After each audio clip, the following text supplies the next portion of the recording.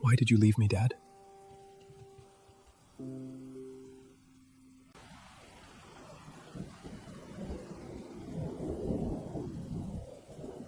This book might belong to Dad. The Untold Story of PoK.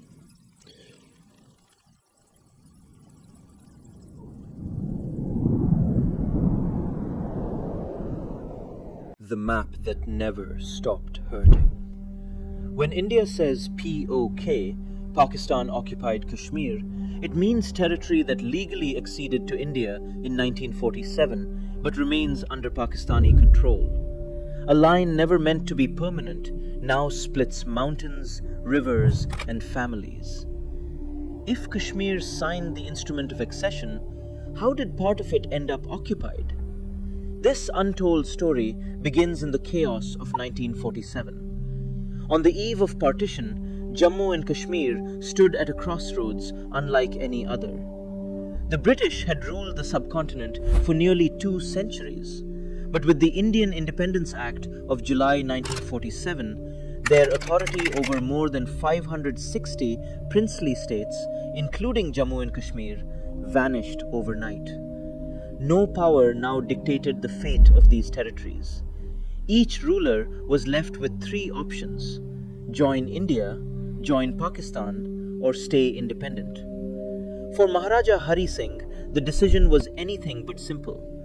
He presided over a land of breathtaking valleys and fierce loyalties, a Hindu king in a Muslim-majority state, surrounded by new borders and rising tensions. Hari Singh's first instinct was to hold back. He dreamed of keeping Jammu and Kashmir neutral, untouched by the violence sweeping across Punjab and Bengal. In August 1947, he sent identical telegrams to both India and Pakistan, proposing a standstill agreement. The idea was straightforward. Let everything run as before, at least for a while. Post offices, telegraphs, trains, trade, all would continue, giving the Maharaja time to weigh his options. Pakistan accepted the agreement. India requested further discussion, wary of the growing uncertainty. But on the ground, that uncertainty was already turning dangerous. Unrest simmered in the Poonch region. Political movements, especially the National Conference led by Sheikh Abdullah, pressed for change. Both new dominions eyed Kashmir's rivers, mountains, and strategic corridors. Neutrality, once appealing, began to look impossible. In those first weeks of freedom, Jammu and Kashmir was a state adrift, no longer under British command, not yet part of India or Pakistan, and already feeling the first tremors of a coming storm. Before dawn on October 22, 1947, the silence along the northern frontier broke with the sound of marching feet and gunfire. Thousands of armed men, many in tribal dress but guided by Pakistani officers, crossed the border into Jammu and Kashmir. The operation was no spontaneous uprising.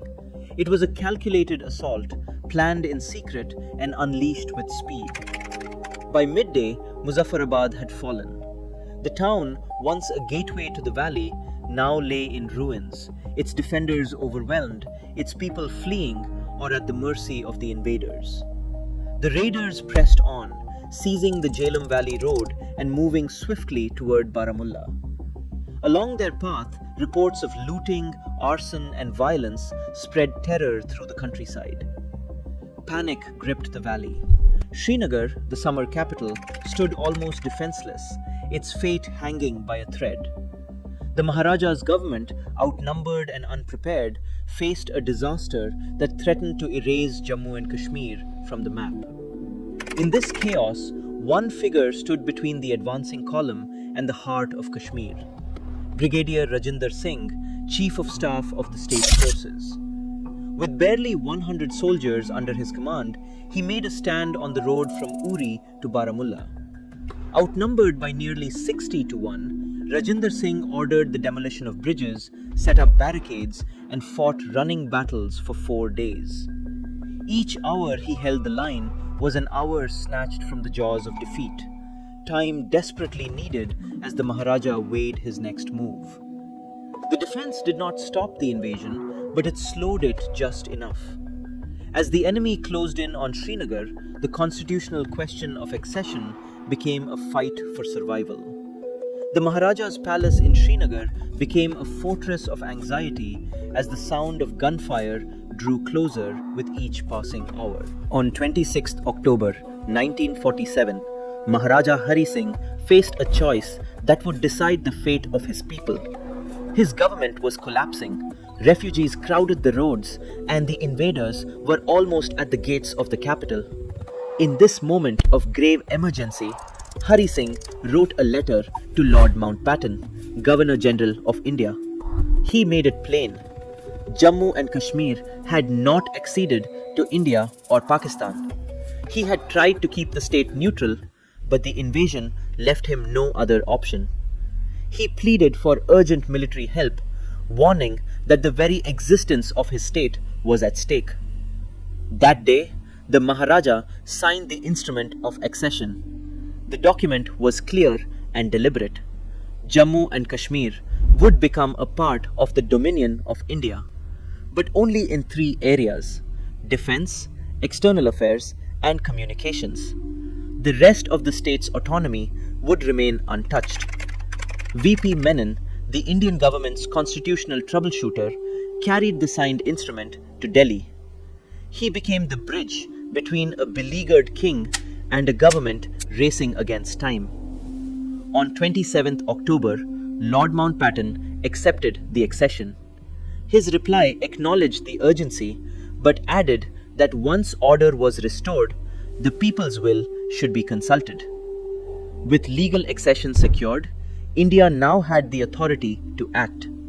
At dawn, Indian troops landed at Srinagar airfield, the first airborne operation of independent India. Their mission was not conquest but defense, to protect a territory that had, by law and by signature, chosen to join the Indian Union. The story of Kashmir's division begins not on a battlefield, but with a pen, a plea, and a signature that would echo through decades of conflict and hope. The battle for Jammu and Kashmir did not end with a signature or a single flight of soldiers. What began as an emergency defense soon exploded into the first full-scale war between India and Pakistan. The fighting raged across mountains and valleys, from the snows of Gilgit to the orchards of Poonch. Indian troops, now acting under the authority of legal accession, pushed back against the invaders, reclaiming lost ground and securing the heart of the valley. But the war lines kept shifting, and every advance came at a cost. By the time the guns fell silent in January 1949, the map of Jammu and Kashmir had changed forever. A ceasefire, brokered by the United Nations, froze the front at the point where soldiers stopped fighting, not where any side agreed to give up its claim. The line carved through villages, farms, and families, leaving about 1/3 of the former princely state under Pakistani control. In India, this territory would come to be known as Pakistan-occupied Kashmir, PoK, a region seen not as surrendered but as forcibly separated. The ceasefire line was not a border in law or in memory. It was a scar of unfinished business, a reminder that the struggle for Kashmir was far from over. The guns fell silent, but the question of Kashmir's future only grew louder on the world stage. The United Nations Security Council took up the dispute in early 1948, searching for a diplomatic solution to the bitter conflict.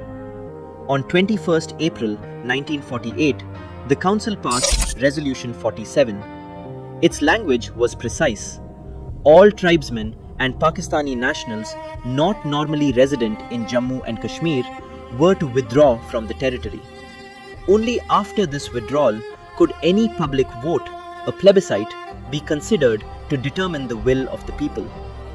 For many, the word plebiscite became shorthand for a promised referendum. But the legal record is clear. the first step was always the withdrawal of outside forces. From India's standpoint, this condition was never met. Pakistani troops and irregulars remained in the areas they had seized. The plebiscite, tied to a precondition that was left unfulfilled, became a point of endless debate.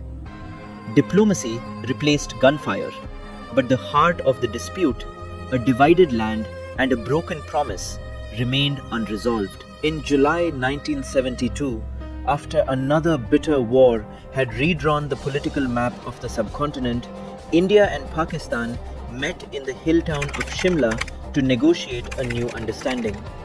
The Shimla Agreement did not erase the scars of conflict, but it did recast the geography of the dispute. The ceasefire line, drawn in 1949 through the heart of Jammu and Kashmir, was renamed the Line of Control.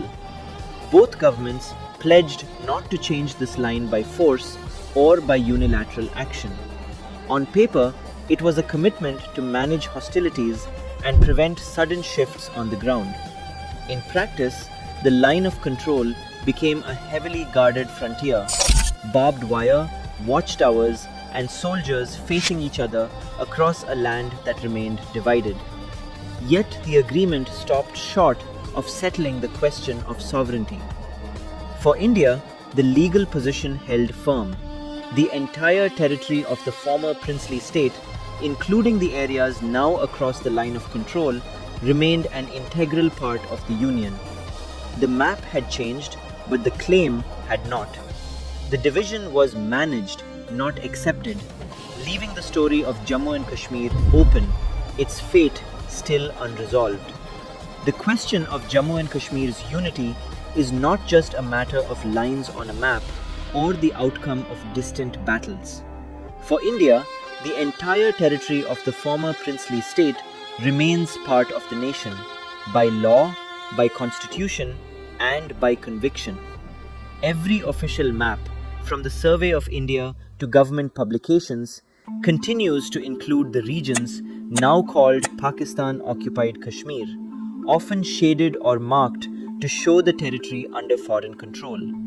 In Parliament, leaders across generations have declared that these lands are inseparable from India, echoing the promise made at the moment of accession. This is not only a legal or political position, it is a living memory, carried in the stories of families divided by the Line of Control, in the reserved assembly seats for those who cannot return, and in the national consciousness that refuses to accept the division as final.